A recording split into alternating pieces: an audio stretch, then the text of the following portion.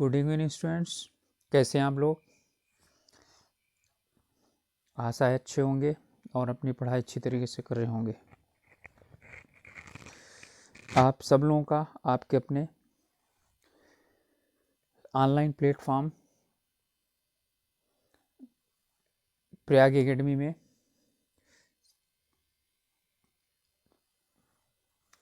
हार्दिक स्वागत करता हूं। अभी तक हम लोग संसद शुरुआत कर चुके थे। संसद के जो 3 अंग हैं वो पढ़ चुके हैं। राज्यसभा लोकसभा मुख्य रूप से पढ़ चुके हैं। अब हमको पढ़ना है संसद की शक्तियाँ और इसके कार्य। संसद क्या कार्य करती है और इसकी शक्तियाँ क्या हैं। तो शुरुआत करते हैं हम कि सत्र। तो सत्र क्या होता है। सत्र का मतलब होता है कि संसद जब इकट्ठा होती है, सभी लोग एकत्र होकर के और वहाँ पर कार्य करते हैं, ठीक है, तो उसे जो है सत्र कहा जाता है। एक वर्ष में वैसे भारत में 3 सत्र होते हैं, ठीक है। बजट सत्र जो सबसे लंबा और सबसे महत्वपूर्ण सत्र होता है, फिर इसके बाद मानसून सत्र, फिर उसके बाद शीतकालीन सत्र। मानसून सत्र वर्षा यानी गर्मी और वर्षा के बीच में होता है। शीतकालीन जो है वो नवंबर दिसंबर के मध्य में होता है। और जो बजट वाला होता है वो आप लोग जानते हैं फरवरी में होता है, ठीक है। 2 सत्रों के मध्य ये पूछा जाता है सवाल कि कितना समय होना चाहिए, तो 6 महीने से अधिक का अंतर नहीं होना चाहिए। इसलिए जब 3 सत्र हो जाते हैं तो फिर उसमें जो है ना 6 महीने वाला थोड़ा सा समस्या यानी हल हो जाती है। इसके बाद आता है कोरम। कोरम क्या होता है, इसी को ही गणपूर्ति बोलते हैं। यानी कि सत्र को चलाने हेतु न्यूनतम कितने सदस्य होने चाहिए, उनकी संख्या को कहा जाता है कोरम यानी गणपूर्ति। और ये उस सत्र का उस सदन का 1/10वां हिस्सा होता है। ये सब जगह है, लोकसभा, राज्यसभा, विधानसभा, विधान परिषद, सब जगह, ग्राम सभा, ग्राम पंचायत, नगर निगम, सभी स्थानों पर ये लागू होता है, 1/10 हिस्सा। अब इसके बाद सत्र की कार्यवाही यानी कि सत्र की कार्यवाही में यदि किसी भी सदन का सदस्य जो है वो 60 दिनों तक बिना किसी सूचना के, यानी कि जो अध्यक्ष है उसकी अनुमति के अनुपस्थित रहता है, तो अध्यक्ष उपाध्यक्ष उसकी सदस्यता समाप्त कर सकता है, रद्द कर सकता है। और ये क्वेश्चन पूछा गया है 60 दिनों तक अनुपस्थित रहने पर, यानी सत्र की जब कार्यवाही चल रही हो तब की बात हो रही है। इसके बाद आता है सांसद को, यानी कुछ सांसदों के ये यानी कि वो हैं अधिकार हैं। तो सांसदों को आपराधिक मामलों को छोड़कर सत्र प्रारंभ के 40 दिन से पहले और 40 दिन बाद तक गिरफ्तार नहीं किया सकता, इससे रोक है, ठीक है। तो सत्र प्रारंभ होने के 40 दिन पहले और 40 दिन बाद तक सांसदों को आपराधिक मामलों को छोड़कर गिरफ्तार नहीं किया सकता है। गिरफ्तारी से में वो चीज़ है। एक है कि सांसदों पर सदन में दिए गए बयान के लिए मुकदमा नहीं चलाया जा सकता और किसी भी न्यायपालिका में इस पर बहस भी नहीं हो सकती है, ठीक है। तो लोकसभा भंग होने के बाद ध्यान दीजिएगा, ये एक बहुत इंपॉर्टेंट चीज़ है कि ऐसा विधेयक जो लोकसभा यानी कि लोकसभा में पारित नहीं हुआ है या लोकसभा ने पारित कर दिया है और उसके बाद जो है राज्यसभा में लंबित है, ठीक है, तो वो समाप्त हो जाएगा यदि लोकसभा भंग हो जाती है तो। लेकिन यदि कोई ऐसा भी विधेयक है जो राज्यसभा में रखा गया है लेकिन लोकसभा में अभी वो गया नहीं है, ठीक है, तो लोकसभा में अभी उसे पारित नहीं किया तो वो समाप्त नहीं होगा, ठीक है। राज्यसभा में शुरुआत हुआ है लेकिन लोकसभा में उसे पारित नहीं किया गया, लेकिन लोकसभा ने पारित कर दिया, उसके बाद समाप्त हो गई तो सब खत्म हो जाएगा, वो विधेयक वहीं पर समाप्त हो जाएगा। फिर इसके बाद है संसद में विधि निर्माण की प्रक्रिया। संसद में विधि निर्माण किस प्रकार से होता है, ठीक है। तो इसमें आता है साधारण विधेयक, ठीक है। तो यानी कानून कैसे बनाए जाते हैं, तो 107 अनुच्छेद 107 में साधारण विधेयक रखे जाते हैं, कैसे और क्या होते हैं इनके विषय में बात की गई। तो ये जो है ना साधारण विधेयक किसी भी सदन में पूरा स्थापित किए जा सकते हैं, चाहे राज्यसभा हो लोकसभा हो, किसी में भी रखे जा सकते हैं। ये 2 प्रकार के होते हैं, एक सरकारी यानी जो मंत्री द्वारा रखा जाता है वो विधेयक होते हैं, और दूसरे गैर सरकारी होते हैं यानी कि जिन्हें क्या किया जाता है, कौन रखता है, कोई भी सांसद रख सकता है, ठीक है। चाहे वो पक्ष का सांसद हो या विपक्ष का सांसद हो। दो प्रकार के होते हैं साधारण विधेयक, सरकारी विधेयक, गैर सरकारी विधेयक। ठीक है, अब विधेयकों को पास पास यानी पारित करने के लिए 3 प्रकार के वाचन होते हैं।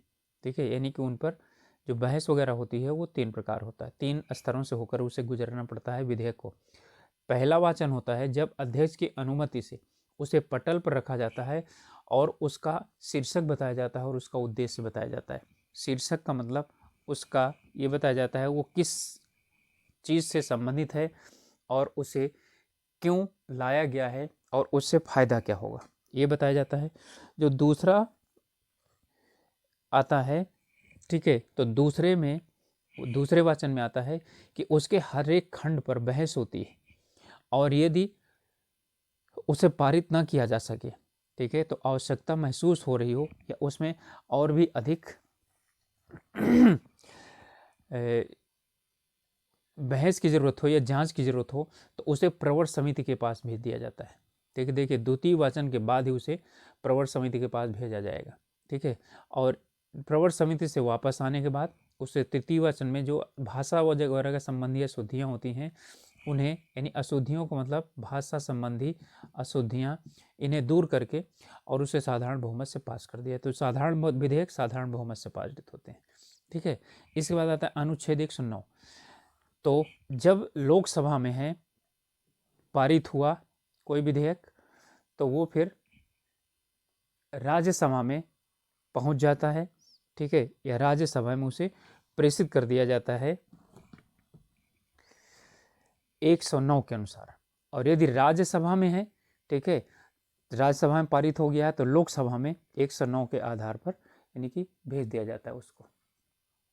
तो अब राज्यसभा 6 महीने तक उसे रोक सकती है या उससे अधिक पर तक भी रोक सकती है। और जो है यानी साधारण विधेयक के लिए है, यदि राज्यसभा उस पर सहमत नहीं है, समस्याएं उत्पन्न हो रही है, राज्यसभा वापस नहीं कर रही है, तो अनुच्छेद 108 के अंतर्गत ये व्यवस्था की गई है कि राष्ट्रपति दोनों सदनों की यानी राज्यसभा और लोकसभा की यानी संयुक्त बैठक बुला सकता है, जिसकी अध्यक्षता स्पीकर यानी लोकसभा का अध्यक्ष करेगा। और यहाँ पर बहुमत लोकसभा के सदस्यों का ही होता है, इसलिए लोकसभा इसे पारित करवा ले जाती है, यानी कि सरकार इसे पारित करवा ले जाती है। इसके बाद है, अब तक 3 बार संयुक्त बैठक हो चुकी है।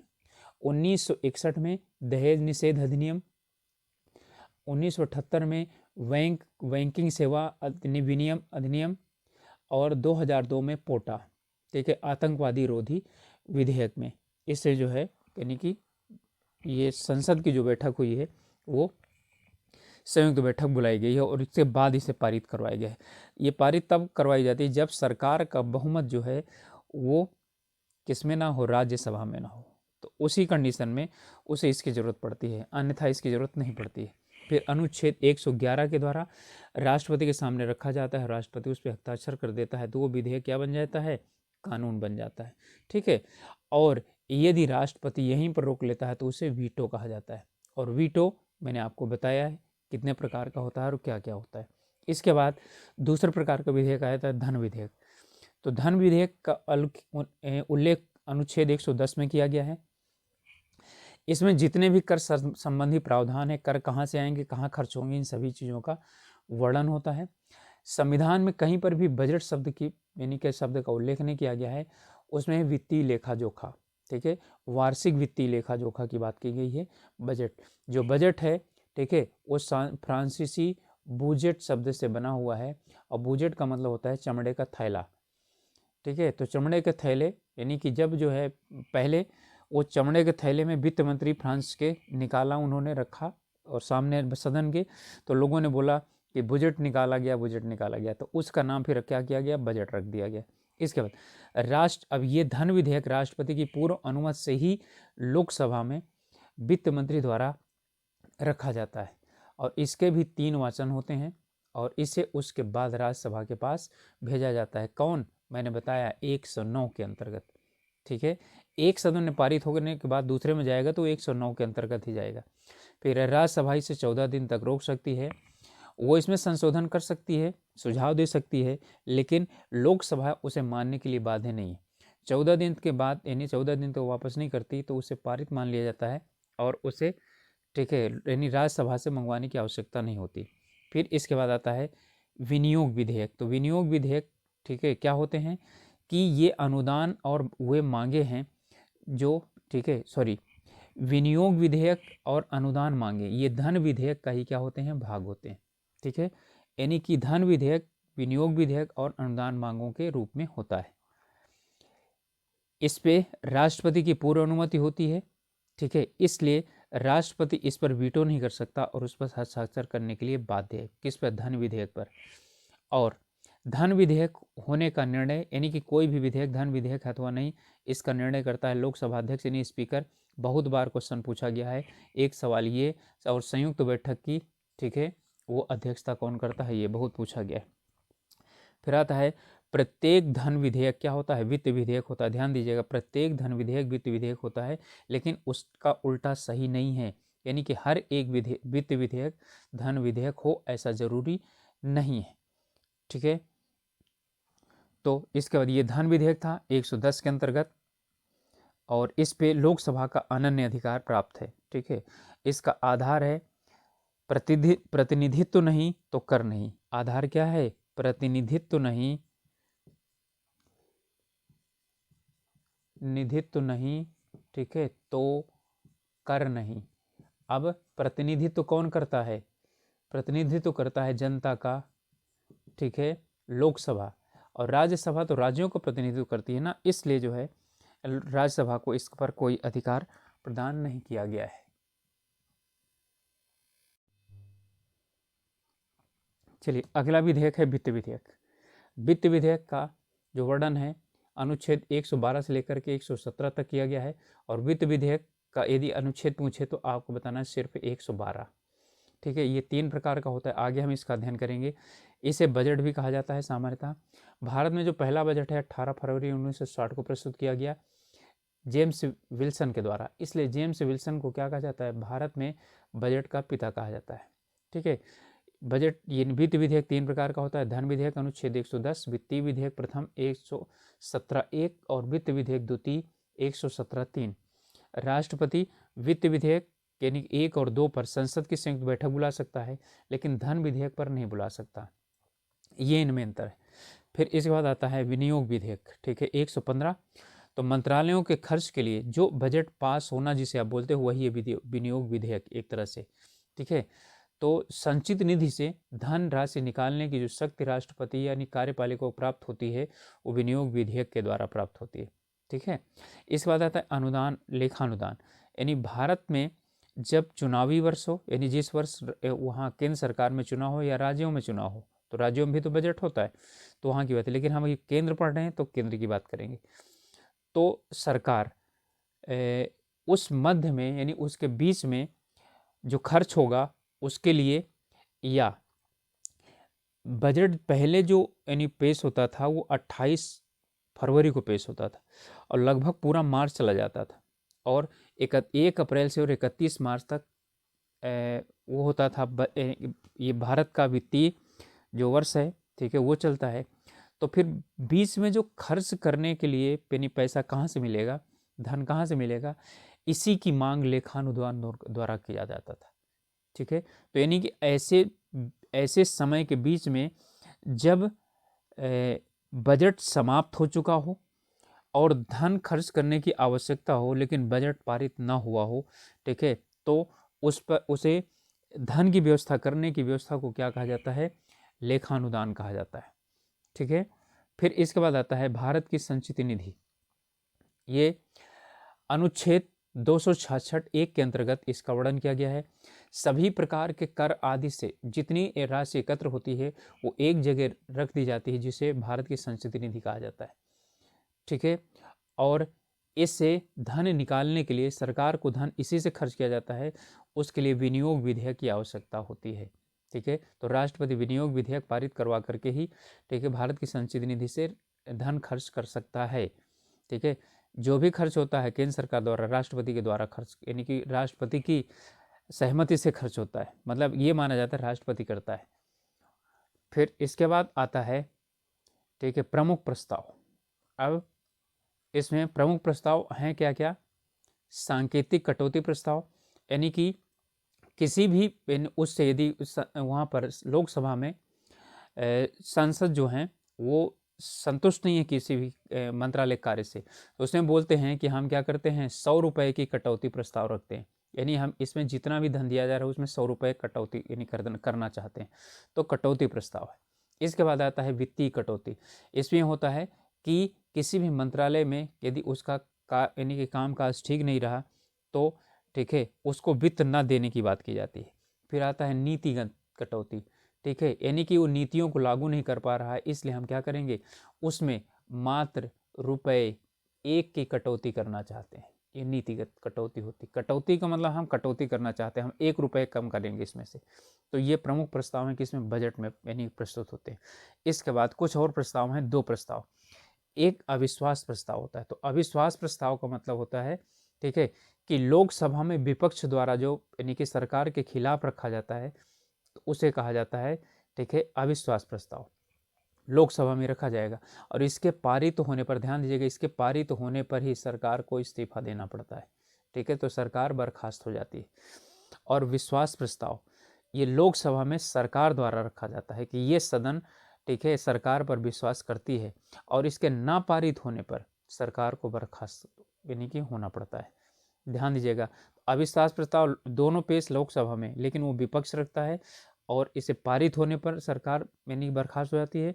विश्वास प्रस्ताव में, ठीक है, सरकार रखती है और पारित न होने पर सरकार को इस्तीफा देना पड़ता है। इसके बाद आता है संचित निधि पर भारित व्यय। कई बार क्वेश्चन पूछा गया है कि संचित निधि पर कौन कौन से व्यय भारित हैं, तो राष्ट्रपति, उपराष्ट्रपति, स्पीकर, सीएजी, सर्वोच्च न्यायालय के न्यायाधीश, ठीक है, और संघ लोक सेवा आयोग के जो यानी कि सदस्य और कर्मचारी हैं आदि के वेतन भत्ते, ठीक है, वेतन भत्ते इसी निधि से दिए जाते हैं। और इस पर, ठीक है, लोकसभा में बहस तो हो सकती है लेकिन मतदान नहीं हो सकता। ध्यान दीजिए, बहस हो सकती है, मतदान नहीं हो सकता। इसके बाद है संचित निधि पर अभारित व्यय, ठीक है, अब इसके बावजूद यानी इन व्ययों के बाद जितने भी व्यय होते हैं वो सब क्या होते हैं, संचित निधि पर अभारित व्यय होते हैं। तो ठीक है, इन पर लोकसभा में मतदान भी हो सकता है, बहस भी हो सकती है, दोनों चीज हो सकता है, ठीक है। अब इसमें 2-3 शब्द हैं, ठीक है, इसे आप लोग समझ लीजिए, इसे पूछ लेता है कई बार, ठीक है, ना पूछे तो भी जानना जरूरी है। एक है गिलोटिन। गिलोटिन का मतलब होता है कि बिना बहस के, ठीक है, जब लगभग सत्र समाप्त होने वाला होता है तो बिना बहस के क्या होता है, कई कानूनों को पास कर दिया जाता है, उसे बोला जाता है गिलोटिन। यानी बहस नहीं किया जाता है, रखा जाता है और अध्यक्ष बोलता है कि जो पक्ष में हो हाथ उठाएं, जो पक्ष में ना हो वो हाथ नहीं ना कहें, ठीक है। अब तो इलेक्ट्रॉनिक मशीन से वोटिंग होने लगी, ठीक है, तो बिना बहस के पास कर देना गिलोटिन कहा जाता है। फिर कंगारू क्लोजर, क्लोजर का मतलब होता है बंद होना, बंद करना, ठीक है। तो उछल उछल, कंगारू होता है ना, उछल कूद करके चलता है। तो जब विधेयक अधिक हो, ठीक है, और समय कम हो तो लोकसभा का अध्यक्ष जो होता है वो महत्वपूर्ण विधेयकों को चुन लेता है और उन्हें पारित करवा लेता है और सदन की समाप्ति की घोषणा कर देता है, ठीक है। यही हो गया क्या, कंगारू समापन, ठीक है, कंगारू उछल करके एक जगह जा करके बैठ गया। तो ये था प्रमुख रूप से जो संसद यानी लोकसभा और राज्यसभा के कार्य और शक्तियां हैं, ठीक है, किस प्रकार से ये निर्माण करता है कानून का, और जो वित्त विधेयक है या धन विधेयक है वो। एक इसके और हैं, वो है ये संविधान संशोधन भी करता है, लेकिन संविधान संशोधन हम अलग से पढ़ेंगे, ठीक है, जब हम भाग 18 में पहुंचेंगे तब उसे पढ़ेंगे, ठीक है। तो समझ में आ गया होगा और इसे आप लोगों ने बहुत कोशिश की है बहुत अच्छी तरह समझाने की, बहुत सरल भाषा में समझाने की। आप लोग इसे 2-3 बार देख लीजिएगा और आप लोगों से रिक्वेस्ट है कि आप लोग अपनी राय नहीं देते हैं कि क्या सुधार किया जाना चाहिए, या क्योंकि हर एक जगह सुधार की ज़रूरत होती है, ठीक है। तो अब ज़रूर बताइएगा और इसे लाइक ज़रूर कीजिए और सब्सक्राइब कीजिए चैनल को और शेयर कीजिए, लोगों तक पहुंचाइए जो हम सब के साथ मिल करके तैयारी करना चाहते हैं। ठीक है, तो इन्हीं बातों के साथ अपना ध्यान रखिए, ठीक है, पढ़ाई कीजिए और मिलते हैं हम नेक्स्ट वीडियो में। Okay, good night.